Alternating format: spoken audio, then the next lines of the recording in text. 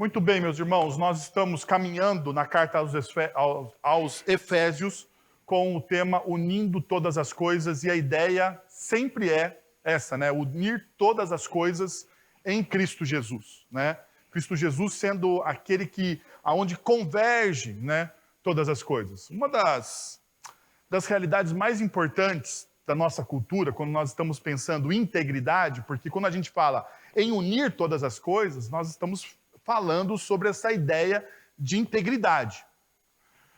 Mas uma das coisas que acontece dentro, hoje, da nossa cultura, é que o homem se tornou um ser muito mais psicológico, sentimental, do que objetivo racional.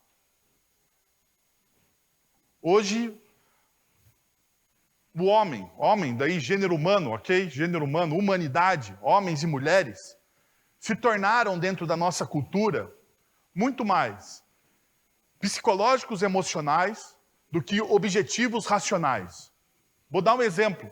Há 20, 30, talvez, umas 3 décadas atrás, existia a ideia do fio do bigode. Lembra? Fio do bigode. Você não tinha nem contrato feito. Uma das coisas que nós preservávamos dentro de uma cultura mais racional, objetiva, era a nossa palavra. A nossa palavra valia mais do que qualquer outra coisa. Outra coisa, era como se fosse um pacto de sangue. Você fazia os seus negócios, e eu lembro disso do meu pai, né? Meu pai, ele teve uma pequena empresa de implementos agrícolas, né? E muitos dos negócios que o meu pai fez foi na palavra, não havia um contrato assinado. E as pessoas honravam as suas palavras. Porque há 10, 20, 30 anos atrás, havia a ideia do objetivo racional. Aquilo que você falava, você o quê? Fazia, externava, praticava. Houve uma mudança cultural. O homem hoje ele é muito mais sentimental, emocional, psicológico, do que objetivo racional. Porque mais importante do que a minha palavra são o quê? Os meus sentimentos, as minhas emoções. Eu não sou guiado, ou seja, essa cultura aqui, esse momento histórico que nós estamos vivendo, não é mais guiado pelos princípios e valores. Então você tem princípios e valores do reino de Deus. E você pode achar até esses princípios e valores do reino de Deus bonitos, atraentes, coerentes, convincentes. No entanto, esses princípios e valores, por causa do seu emocional, eles perdem para os seus sentimentos. Porque mais importante do que os princípios e valores é o que você sente. Então você não é mais guiado pelo quê? Pelos princípios. Você é guiado, ou melhor, a nossa cultura nos guia ou nos influencia a sermos guiados pelos nossos sentimentos. Veja, se eu não estou mais feliz em um relacionamento, eu faço o quê? Aperto o eject. Saio deste relacionamento. Porque, afinal de contas, não importa a minha palavra. Não importa o que eu disse na frente de testemunhas. O importante é o quê? O meu sentimento. O meu sentimento. Quando um governante pega e olha e faz o juramento de defender a Constituição, de defender os direitos elementares, os direitos básicos, os direitos que são invioláveis de uma sociedade, a partir do momento que ele toma posse, as promessas que ele fez são promessas lançadas ao vento. Porque a partir de agora, é o quê? O que vale são o quê? Os meus sentimentos. É o que eu acho. São as minhas verdades. E aqui está o problema central dessa cultura movida por sentimentos na qual nós estamos inseridos. é que a verdade, então, aqui nesta cultura, e nós estamos falando sobre isso, né, dentro dos nossos noticiários, as verdades, os princípios, os valores, eles se tornam o quê? Relativos, voláteis, flexíveis. Não importa, porque o mais importante de tudo é o que eu sinto, é o que eu quero. Paulo em Efésios, e veja, não é algo novo, porque Paulo em Efésios está trabalhando já esta realidade há séculos atrás. Séculos atrás, isso já tomava conta de algumas cidades grandes, como por exemplo a cidade de Éfeso, era uma cidade grande, uma cidade com grande comércio. Um polo industrial, um polo artesanal. Um centro de adoração, de peregrinação pagão. Nesta realidade é que Paulo está dizendo, olha, nós devemos unir todas as coisas, viver de maneira íntegra. Então nós temos caminhado em Efésios com essa realidade. Perceba, a gente está estudando o capítulo de número 4, certo? Então, semana passada, o primeiro parágrafo do texto que nós estamos estudando, que começamos a estudar semana passada, os versos de 17 a 24, nos desafia a incorporar a nossa nova identidade em Cristo. Por quê? Porque do capítulo 3, até o final do capítulo 3, quando Paulo faz uma oração, né? No final do capítulo 3, Paulo faz uma oração, mas da metade do capítulo 3 até ao início da carta, Paulo está defendendo, criando o arcabouço da identidade do discípulo em Cristo Jesus. E agora Paulo está colocando tudo isso em prática, como nós devemos viver. Então, no segundo parágrafo do texto que nós estamos estudando, dos versículos de 25 a 32, ilustra como devemos viver a nossa identidade, especialmente em nossos relacionamentos com os outros. Então agora perceba, Paulo está agora encarnando tudo aquilo que ele trabalhou. Do capítulo 1 até o capítulo de número 3, agora capítulo 4, Paulo está encarnando todos os princípios e valores. Então, o nosso tema, o nosso trabalho nessa manhã é a gente olhar isso aqui. Encarnando sua nova identidade em Cristo. Transformação profunda e impacto duradouro. Este novo estilo de vida envolve substituir hábitos pecaminosos por hábitos justos e santos. Porque hoje nós vamos falar só um pouco sobre santidade. Se nós olhássemos os textos, os princípios, os imperativos que Paulo coloca do versículo de número 25 até o versículo de número 32, qualquer pregador poderia escrever um texto sobre cada um daqueles princípios. Poderia escrever um livro sobre cada um daqueles princípios.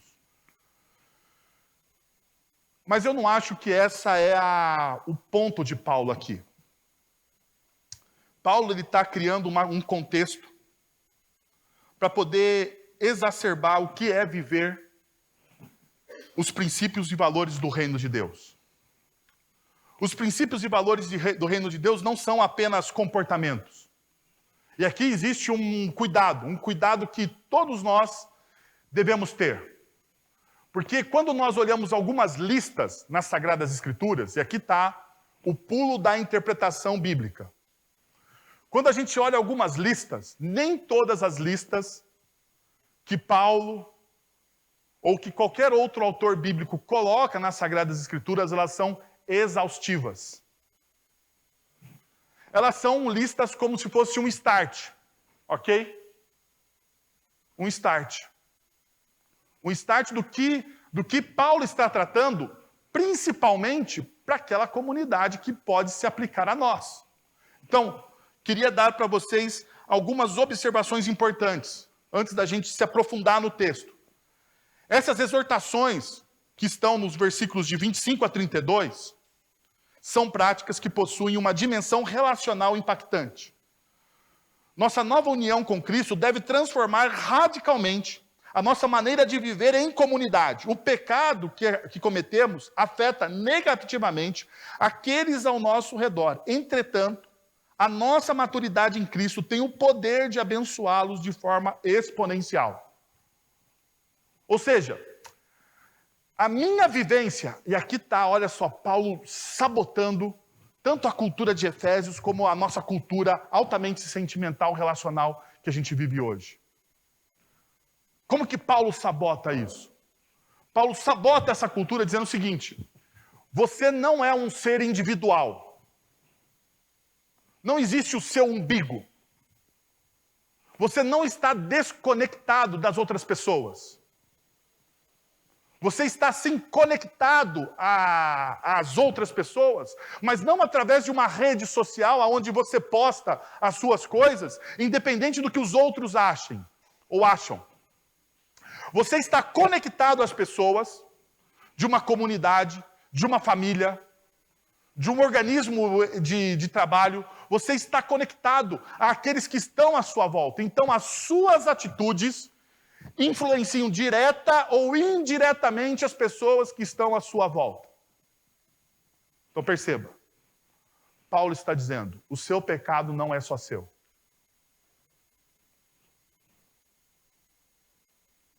E nós vemos isso muito no Antigo Testamento. Da onde Paulo está tirando isso, né? Do Antigo Testamento. Por exemplo, quando um rei pecava, quem sofria? A nação. Porque o pecado do rei não era só dele, era da nação.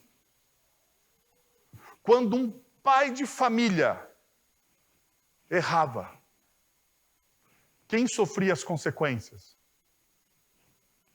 A família.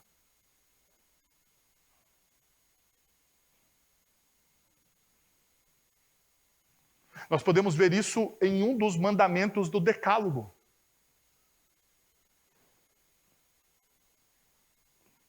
Perceba então, a Bíblia nunca trata o pecado como algo simplesmente individual.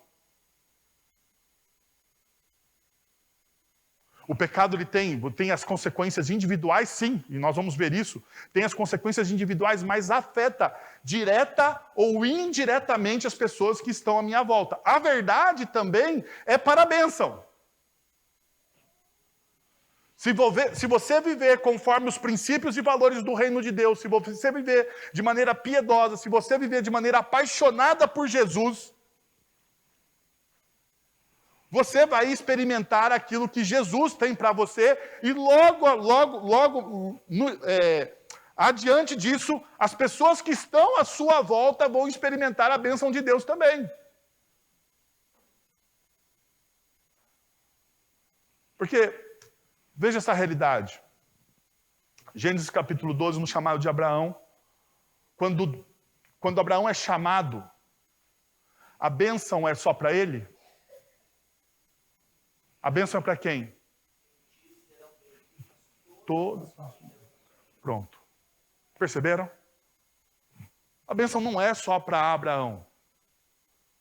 Deus nunca desejou abençoar uma pessoa. E aqui está o principal problema de algumas expressões de fé que dizem que a bênção é sua.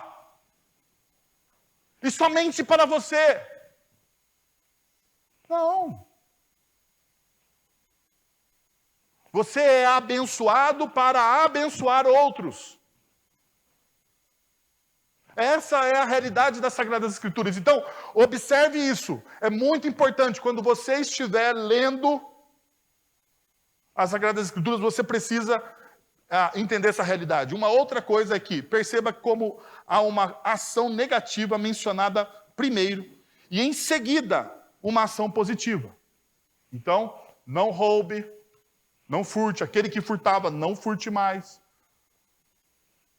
Cuidado com a ira. Então você tem um imperativo negativo e em seguida uma ação positiva. Isto é bastante significativo. Santidade não se resume apenas a dizer não ao pecado.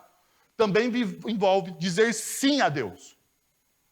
Então a santidade, ela não tem a ver apenas com você dizer não ao pecado, você se tornar um religioso, mas sim você encarnar aquilo que Deus está fazendo na sua vida. Não é apenas se livrar das coisas erradas e equivocadas, dos pecados que nós cometemos, é também sobre adotar uma nova perspectiva e um novo caminho de vida. Terceiro, por trás de todos os princípios que Paulo coloca em Efésios capítulo 25, até o verso de número 32, há uma razão teológica para nos libertarmos de vícios pecaminosos e adotarmos as virtudes cristãs. Então perceba, Paulo ele está dando o princípio, mas o princípio é sustentado por uma razão teológica. Paulo relaciona a mentira à nossa união na igreja. Ele conecta a ira à crença do diabo. Paulo instrui a igreja a abandonar o roubo e promover o trabalho honesto, a administração adequada e cuidado com os pobres. Ele associa a linguagem imprópria ao entristecimento do espírito. Quanto ao perdão, ele nos aponta para a cruz e o maravilhoso perdão de Deus. Perceba, a cada ponto, a cada movimento, Paulo está construindo o quê? Teologia. Veja uma coisa importante. Discípulos de Cristo Jesus, altamente comprometidos com a sua palavra, eles tomam decisões estratégicas teológicas. As decisões que nós devemos tomar nas nossas vidas, elas precisam estar embasadas, alicerçadas, construídas sobre a palavra de Deus. Porque se as nossas decisões não estiverem alicerçadas, embasadas, construídas sobre a palavra de Deus, nós não iremos experimentar a boa, perfeita e agradável vontade de Deus. Paulo, então, está exortando, Paulo está construindo isso com esses discípulos. Perceba, então, essa realidade. Nossa prática e nossa teologia estão intrinsecamente ligados. Os cristãos não apenas devem viver de forma distinta dos incrédulos, mas também devem viver com motivações distintas. Nós não devemos apenas viver de formas distintas, porque se a gente viver apenas, aqui está o pulo do gato. Se você viver apenas a forma é distinta, você vai se tornar um religioso hipócrita. As motivações, aquilo que move o seu coração, deve ser distinto também. Deve ser moldado, alicerçado, transformado pela palavra de Deus. As nossas ações devem estar arraigadas nas nossas crenças mais profundas. Nós cremos num Deus soberano. Nós cremos que o homem pecou. Nós cremos que existe um inimigo das nossas almas. Nós cremos na ação do Espírito Santo. Nós cremos na igreja. Nós cremos na morte redentora de Cristo.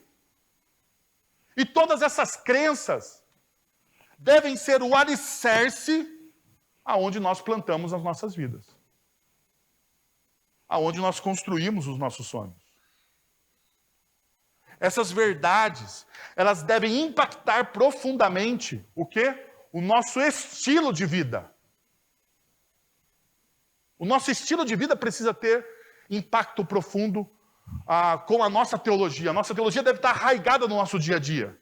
Agora, então como Paulo faz isso no texto que nós vamos estudar nessa manhã? Porque isso aqui é muito importante. Primeiro, Paulo diz, substitua a mentira pela verdade. Portanto, cada um de vocês deve abandonar a mentira e falar a verdade ao seu próximo, pois todos somos membros de um mesmo corpo. Esse imperativo aqui é uma citação de Zacarias. Zacarias, capítulo de número 8, verso de número 16. Falem a verdade uns aos outros. Paulo não apenas traz um profeta do Antigo Testamento para lhe dar autoridade para aquilo que ele está falando, mas ele acrescenta. Veja só, Paulo ele traz um profeta do Antigo Testamento dizendo, olha, Zacarias, lá no Antigo Testamento, disse: falem a verdade uns aos outros. Zacarias, capítulo 8, verso 16. Mas ele acrescenta: porque nós somos membros uns dos outros. Fazemos parte do mesmo corpo. E é lógico, Paulo, então, está aqui alicerçando uma realidade que muitas vezes passa desapercebida de nós. Paulo está dizendo: você não consegue mentir para você mesmo. Você pode até tentar se enganar, né? Criar uma ilusão. Mas você sabe que aquilo que você criou é uma ilusão. Não é uma verdade, não é uma realidade. Então Paulo diz: olha, você não deve, de maneira nenhuma, criar um ambiente de mentiras. Nossas palavras têm um grande impacto em todo o corpo, é o que Paulo está dizendo. Se o meu olho diz à minha mão: o ferro não está quente, e a minha mão tocar naquele ferro, o que vai acontecer? Eu vou me queimar, é uma realidade. A falsidade, ela sufoca a unidade do corpo de Cristo. A falsidade, ela deixa que a verdade não seja vivenciada. E sem verdade, nós não temos relacionamentos duradouros.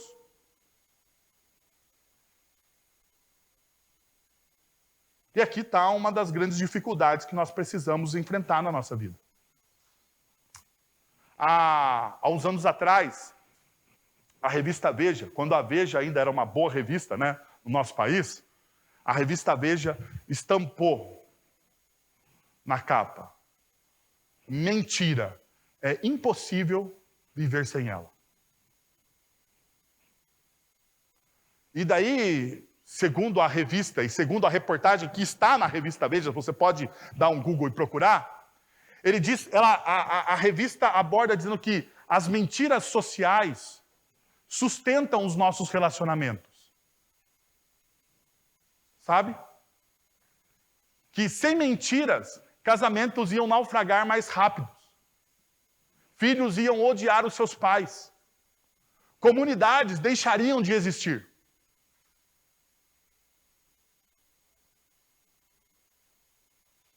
A mentira faz parte da nossa sociedade. A minha pergunta, enquanto pastor, é se isso de fato é uma verdade. Se nós estamos alicerçados, ou nós estamos construindo a nossa vida sobre uma teia de mentiras, uma teia de impressões, aonde nós mentimos sobre quem nós somos e sobre o que fazemos. E se nós mentimos sobre quem nós somos e sobre o que fazemos, nós não somos íntegros.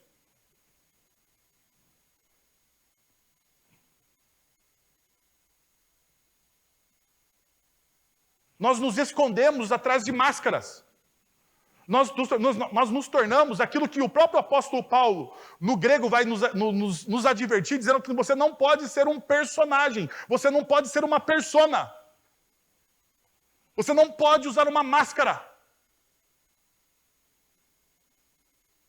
Você precisa exercitar a verdade.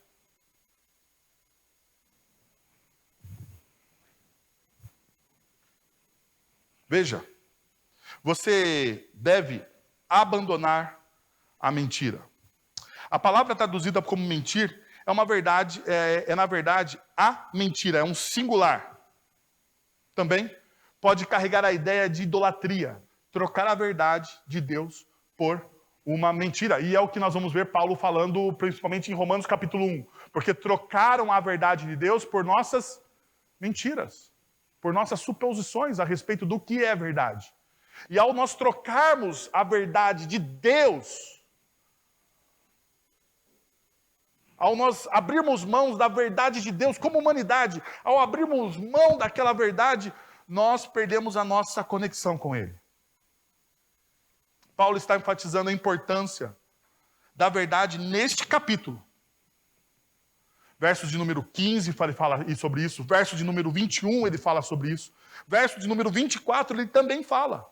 O povo de Deus deve ser um povo fiel à verdade, porque a verdade nos evangelhos não é um conceito. A verdade nos evangelhos é uma pessoa, é o próprio Cristo.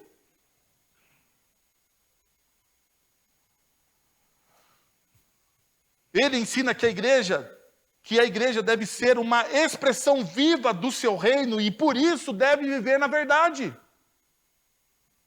Porque o rei do reino é a própria verdade. Veja só. Os evangelhos nos apresentam o Cristo como o quê? Ou melhor, o Cristo se apresenta no evangelho de João como o quê? Como a verdade. Ele vai dizer uma coisa que Jesus resgata uma fala de Deus, quando Deus está formando pela segunda vez o seu povo. Na verdade, como Deus está juntando o seu povo novamente através de Moisés. Eu sou. Lembra?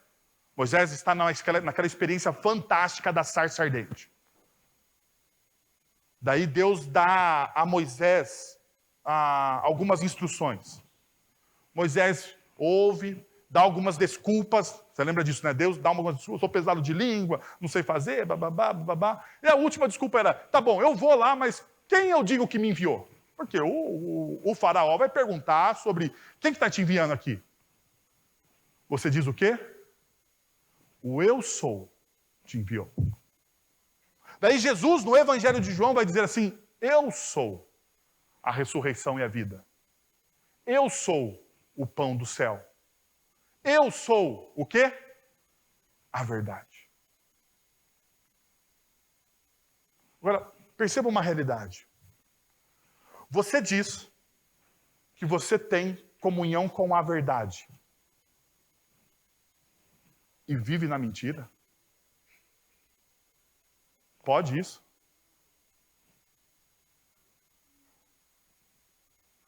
Você diz que o seu coração é abastecido pela verdade do evangelho do reino de Deus. E mesmo assim você flerta diariamente com a mentira? Pode isso? Não pode. Não deveria. Paulo então está clamando, pedindo, orientando a igreja. Que os seus relacionamentos, que a sua vida, que a expressão do seu caráter seja a verdade. Então, abandonem a mentira. Passe a falar a verdade ao seu próximo. Porque tem um problema aqui. Falar a verdade é se tornar vulnerável. Percebeu? Por exemplo, vou dar um exemplo aqui corriqueiro. Você olha para uma pessoa e pergunta, tudo bem? Sabe aquele encontro, né, casual? Tudo bem? E qual que é a nossa resposta natural? Mesmo que a gente não esteja bem. Tudo bem. E por que a gente não trata isso de verdade? Se algum irmão se aproximar de você e você perguntar para você, está tudo bem? Você fala, não está bem não. Estou com um problema. Eu preciso que você ore por mim. Sabe por que a gente não diz a verdade? Porque dizer a verdade é se tornar vulnerável. Porque dizer a verdade é muitas vezes, dentro da nossa cultura, é se mostrar fraco.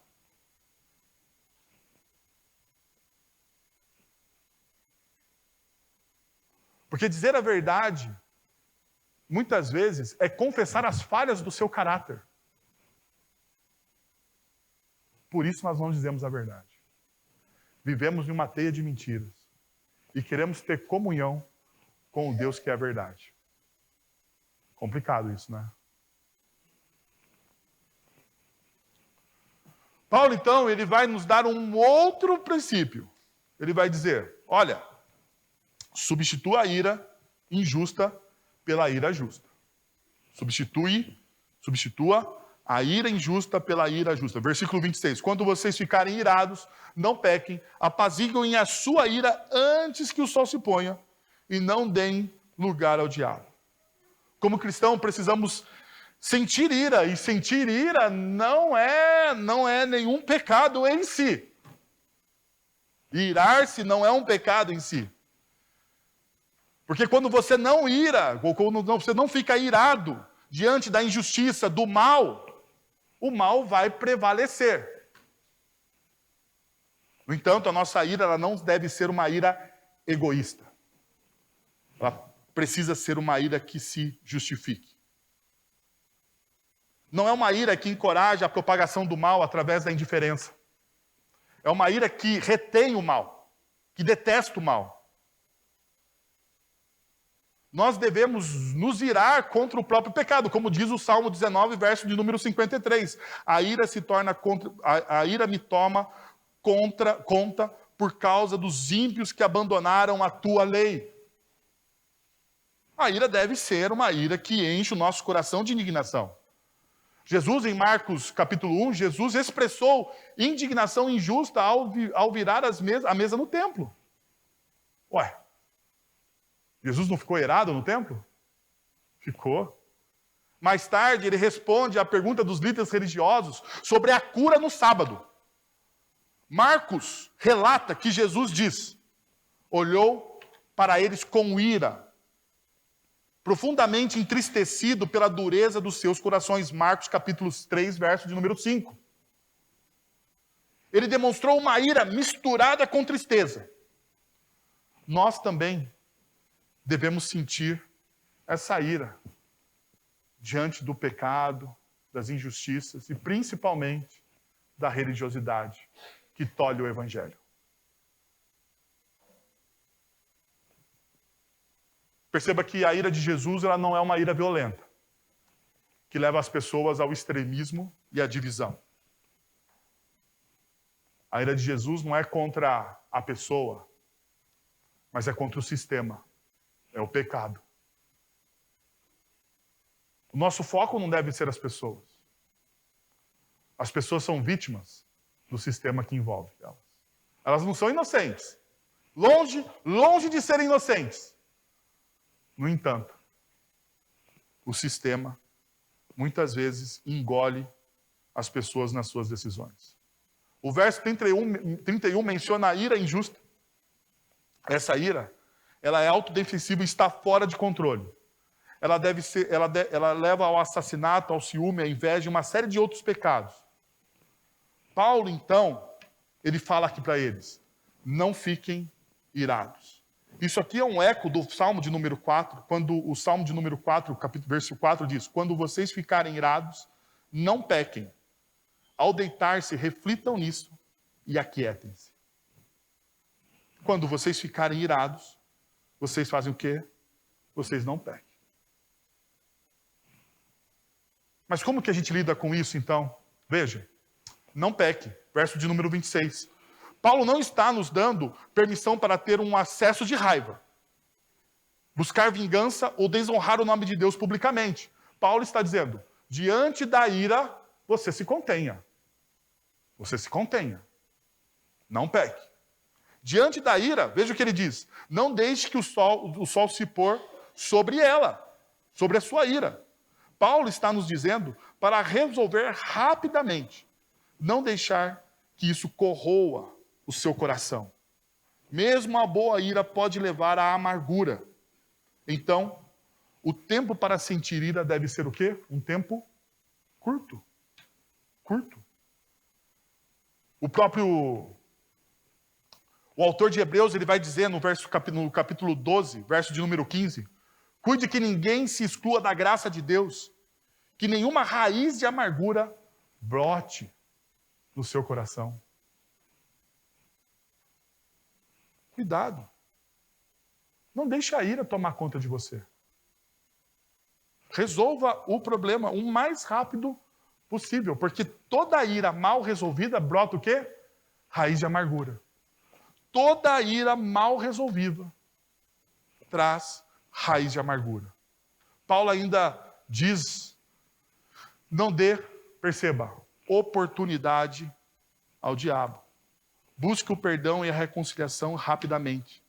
Satanás adoraria usar sua ira egoísta como uma oportunidade para torná-lo violento e criar divisão. Não dê lugar ao diabo. É interessante que essa ideia, essa palavra de não dê lugar ao diabo, é a mesma expressão que Paulo usa quando ele fala dê lugar ao Espírito. Abra espaço para o Espírito no seu coração. Não abafe o Espírito Santo de Deus. Por quê? Porque o inimigo das nossas almas, ele usa os nossos maus sentimentos para criar uma certa influência dentro dos nossos relacionamentos e minar os nossos relacionamentos. Então ele diz, não dê lugar ao diabo. Paulo nos mostra uma terceira realidade. Substitua o roubo por trabalho e doação. Veja só o que ele diz. O que furtava, não furte mais. Antes trabalhe fazendo algo de útil com as mãos, para que tenha o que repartir com quem estiver em necessidade. Os historiadores nos dizem que o roubo era comum no primeiro século, na Ásia Menor. Paulo instrui a igreja, então, a se libertar dessas práticas sociais. Além disso, o roubo violava o 8º mandamento. Perceba, quando Paulo, então, diz não furte mais, o que ele está dizendo? Uma cultura marcada pela lei da sobrevivência, onde acreditamos que podemos quebrar princípios e valores em prol do bem-estar. Você deve fugir dessa cultura.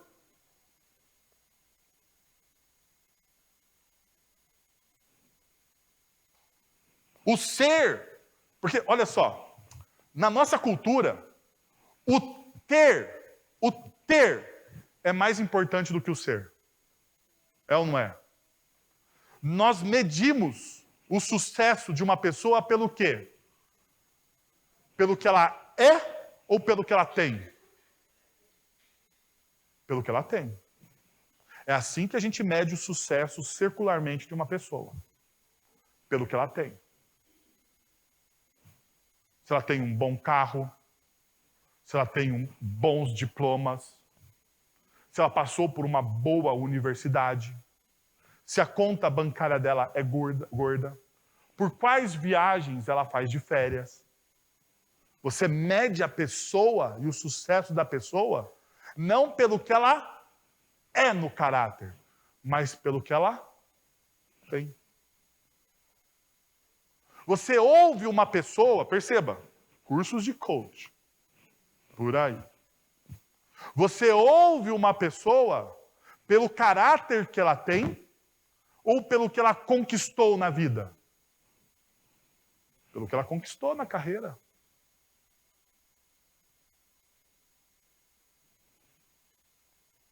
Os nossos valores estão invertidos.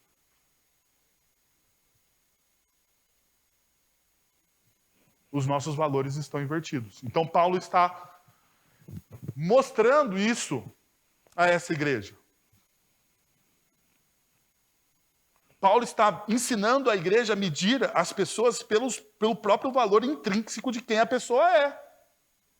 Então, veja, como ele faz isso? Reorientando a virtude do trabalho. Paulo está dizendo, olha, o trabalho é uma dádiva. Ou seja, olha que ele está. Veja, o trabalho como uma dádiva. Somos criados para trabalhar. Deus nos deu essa função desde o Éden. Desde o Éden. O trabalho é um presente de Deus. Jesus dedicou anos de sua vida a um trabalho honesto como carpinteiro.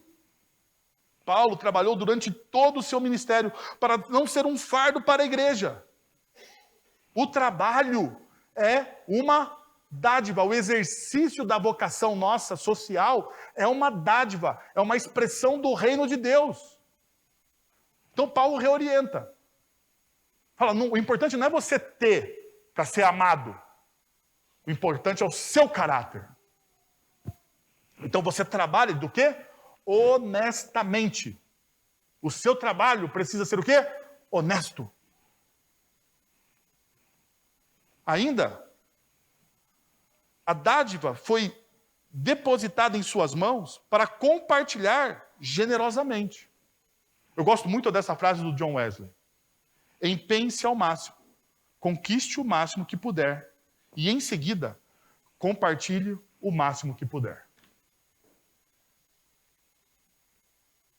A despeito do que as pessoas pensam, a Bíblia não é contra a prosperidade. De maneira nenhuma. Homens e mulheres da Bíblia foram prósperos. Homens e mulheres piedosos foram prósperos.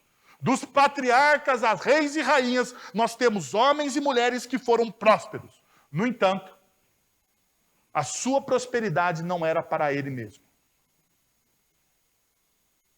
Era para ser repartida. E toda vez, perceba isso, principalmente Salomão. Salomão, quando a prosperidade se torna para ele mesmo, o que acontece? O que acontece?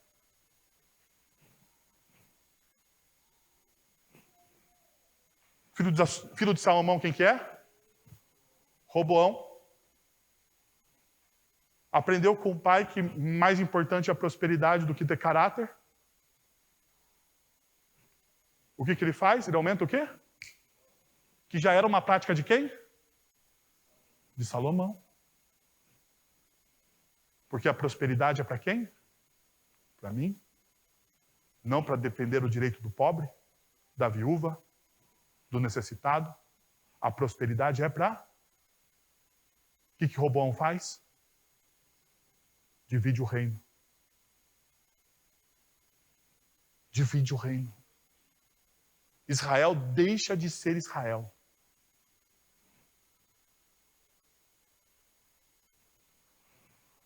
Quando a gente vive essa realidade de prosperidade para mim, prosperidade para mim, prosperidade para mim, prosperidade para mim, nós conspiramos contra o reino de Deus. Perceba. Quem do Novo Testamento conheceu Jesus e se tornou um doador radical? Quem? Quais dos personagens do Novo Testamento conheceu o Cristo e se tornou um doador radical? Zaqueu. Muito bem, meus irmãos. O pessoal tá bom de escola bíblica dominical aqui hoje. Zaqueu. Que história notável de graça em sua vida. Ele conhece o Cristo.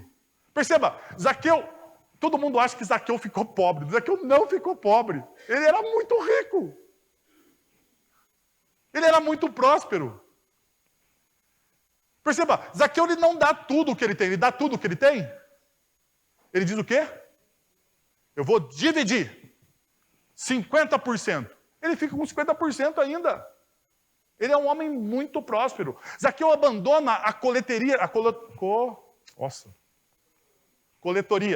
de impostos. Ele deixa de ser um coletor de impostos de Roma? De maneira nenhuma. Ele continua fazendo a mesma coisa, mas sobre agora a ótica do reino de Deus. Agora ele vai cobrar os impostos de maneira justa. E aquilo que ele tem sobrando, ele divide. Ele continua sendo um homem próspero? Continua. Mas agora ele é um homem próspero e crente. Olha que beleza. O grande problema é que a teologia da prosperidade que invadiu a igreja brasileira, ensina que a prosperidade é individual de cada um. Eu quero para mim e para gastar para os meus prazeres somente. Não tem problema nenhum em você ter para você e se alegrar com isso. Não tem problema nenhum. No entanto, não é só para você.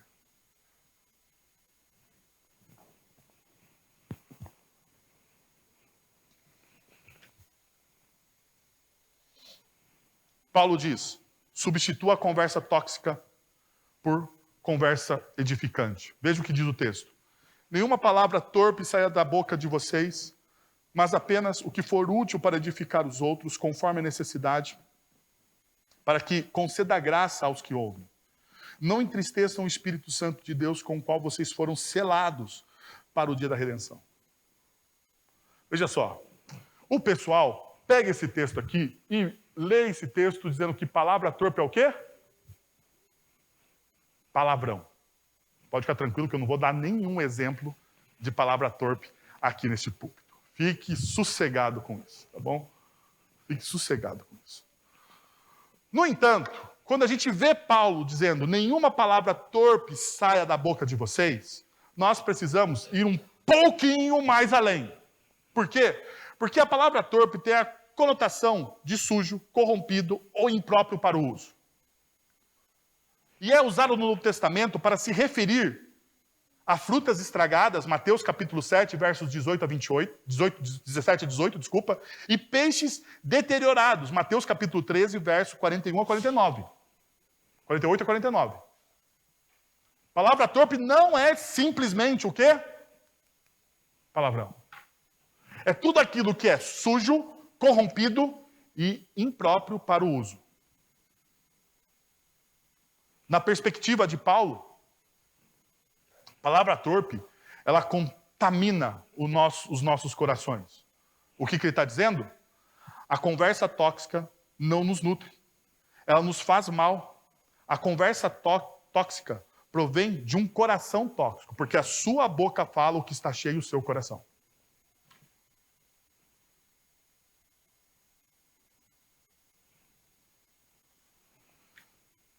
Alguns dos exemplos nós vamos ver incluem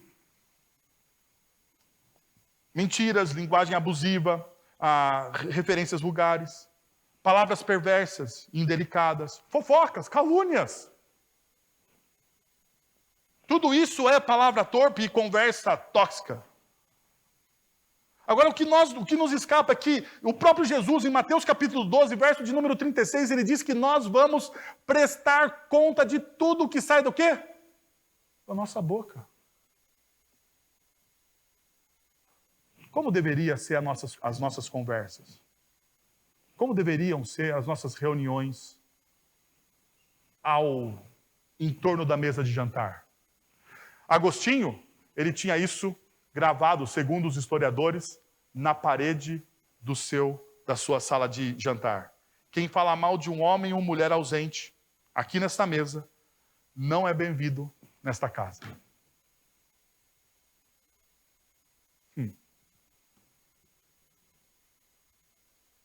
Quantas vezes a gente se reúne para falar daquele que não está presente e não tem o direito de se defender? Perceberam? A pergunta é, então, qual é o antídoto para isso? Paulo nos dá dois. No lugar de conversas tóxicas, precisamos ter conversas que construam em nós o caráter de Cristo, intencionalmente edificantes. Falem palavras construtivas que sejam úteis e edifiquem os outros. Falem palavras encorajadoras que tragam graça aos ouvidos. Verso de número 29. Que as nossas conversas, elas devem ser conversas que concedam o quê? Graça. Graça. Meus irmãos, é mais fácil nós elogiarmos uma pessoa ou criticarmos uma pessoa.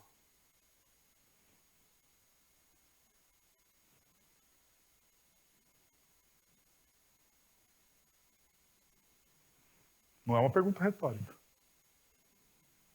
É mais fácil você olhar para a pessoa e as suas virtudes, ou é mais fácil você sempre olhar para a pessoa e ver nela as invirtudes que ela tem?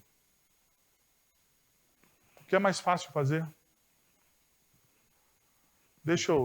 O que te dá mais prazer? Criticar ou elogiar? Vamos mudar a pergunta, então. Vamos um pouquinho mais profundo. O que dá mais prazer a você? Elogiar uma pessoa, ver nela as virtudes que ela tem, apesar dos seus defeitos, porque todos nós temos defeitos, mas você enxergar naquela pessoa a virtude que ela tem. Ou você tem mais prazer em falar mal, em criticar aquela pessoa?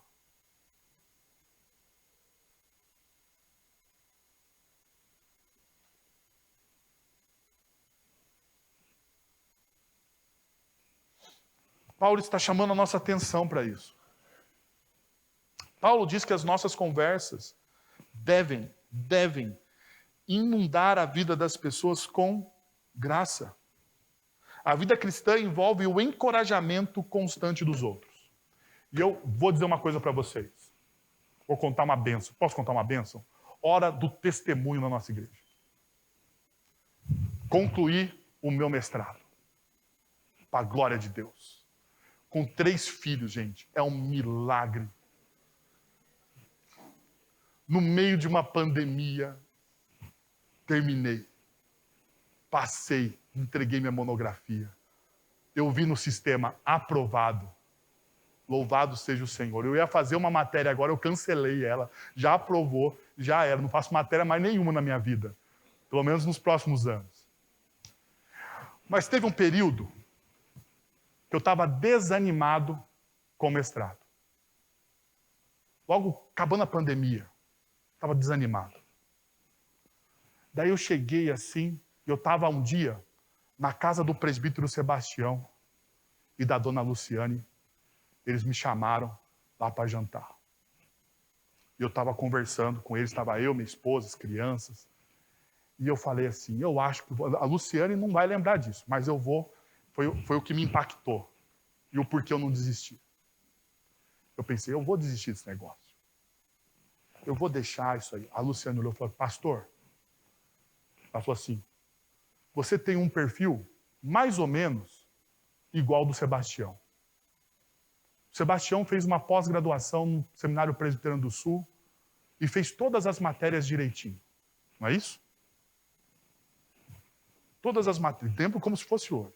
Todas as matérias direitinho. Na hora de entregar o trabalho de conclusão de curso, ele estava assodado pela vida, era um momento difícil. As meninas eram ainda adolescentes, pequenas, a empresa crescendo, e ele não teve o quê? Ele queria fazer perfeito, mas ele não fez. E ela falou assim para mim, eu sei que está difícil também, mas faça o melhor que você pode neste momento. Não aquilo que você desejaria fazer. Porque talvez aquilo que você deseje fazer não é o quê? O que você pode fazer agora.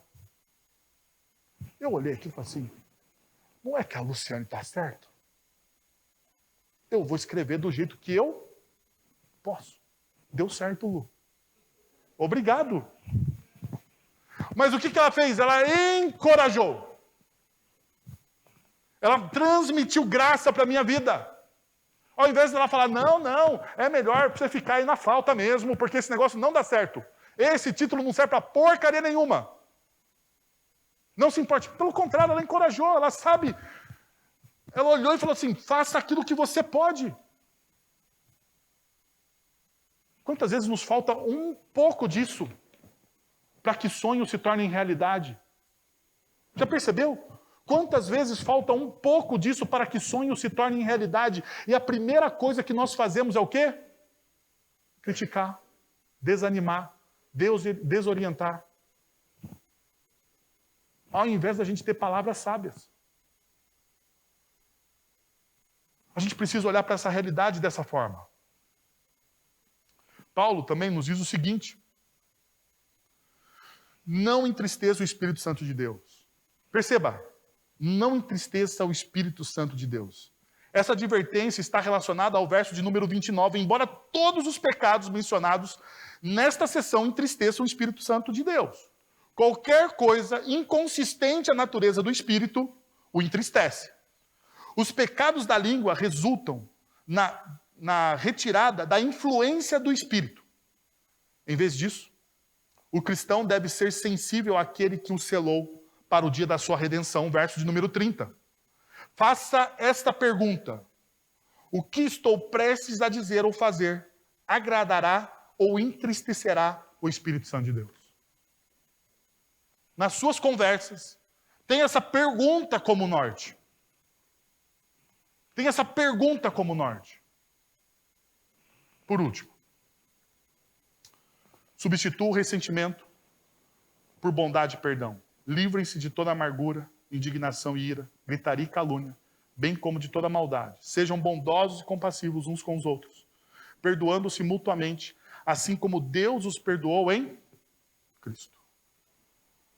Veja, livre-se de toda amargura, indignação, ira, gritaria, calúnia, bem como de toda maldade. Perceba uma realidade. Paulo usa em seu texto a amargura como um ponto de partida para todos os outros pecados subsequentes. Qual que é o ponto de partida? É como se Paulo, lembra? Quando Paulo fala do amor, o fruto do Espírito é o quê? É o amor. Amor, bondade, benignidade. Se você pegar a lista do fruto do Espírito e tirar o amor, você tem as outras características do fruto do Espírito? Não, de maneira nenhuma. É a mesma coisa que Paulo está fazendo aqui. Paulo está dizendo o seguinte: a amargura é a raiz da indignação, da ira, da gritaria, da calúnia, bem como de toda a maldade. A tradução mais literal do termo grego é tristeza amarga, que resulta em uma maldade extrema. Quantas vezes nós estamos entristecidos? E isso é natural da nossa vida. Mas nós damos vazão, ao invés de nós perdoarmos a pessoa. Qual é a solução que o texto nos dá para essa tristeza amarga, para essa amargura? Verso de número 32. Sejam bondosos e compassivos. Perdoem-se o quê? Mutuamente. Veja, aqui está a missão do texto. Vocês se perdoam como quem? Como Cristo perdoou vocês. Como eu perdoo alguém?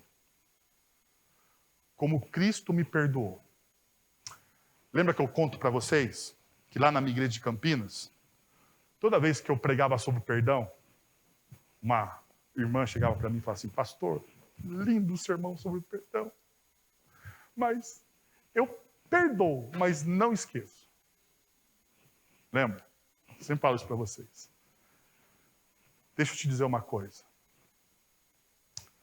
Como Cristo lhe perdoa?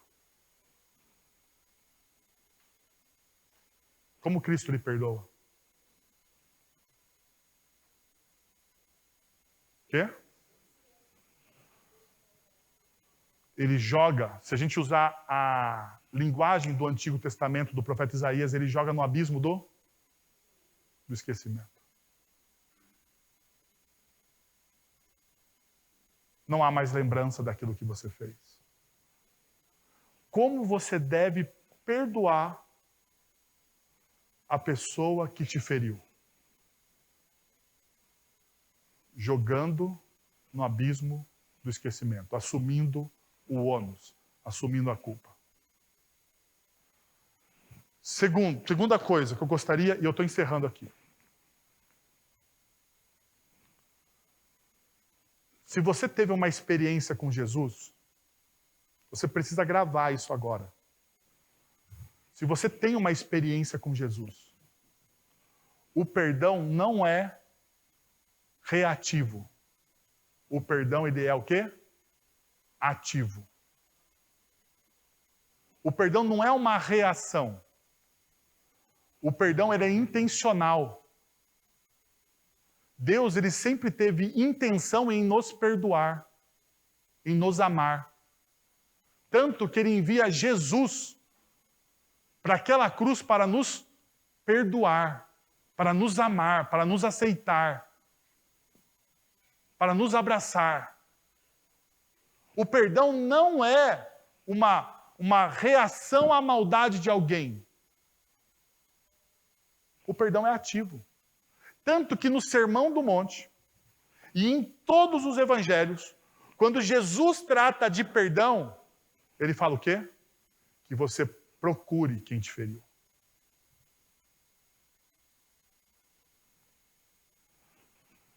Se você...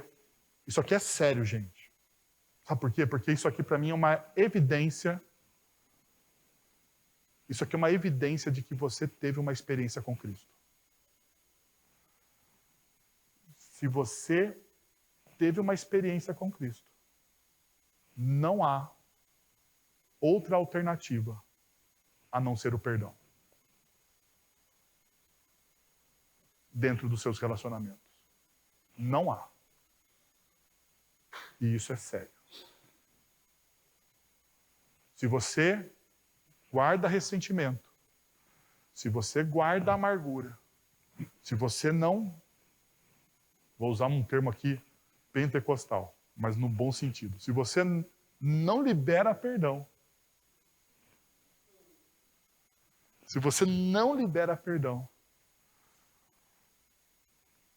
eu custo acreditar que você teve uma experiência com Cristo.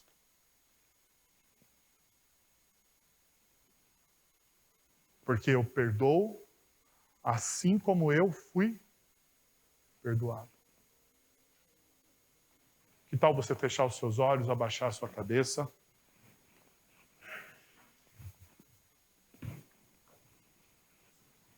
E orar comigo.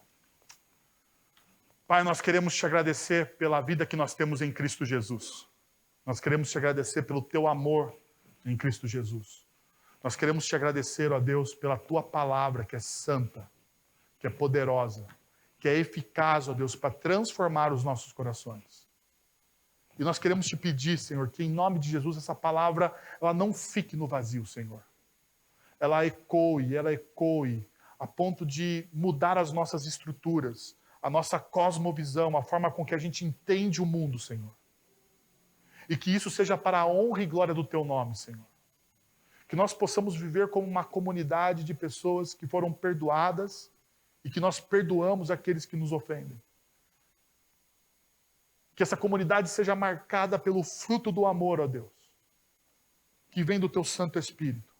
Que as nossas famílias, Deus, sejam famílias marcadas pelo perdão, pela reconciliação, pela ação poderosa do teu Santo Espírito, Pai. É isso que nós te pedimos, em nome de Jesus. Amém. Agora, irmãos, que a graça de nosso Senhor e Salvador Jesus Cristo, o amor de nosso Deus e Pai, o conselho, o consolo, o poder e a ação do Santo Espírito de Deus estejam sobre vocês agora e pelos séculos dos séculos. Amém.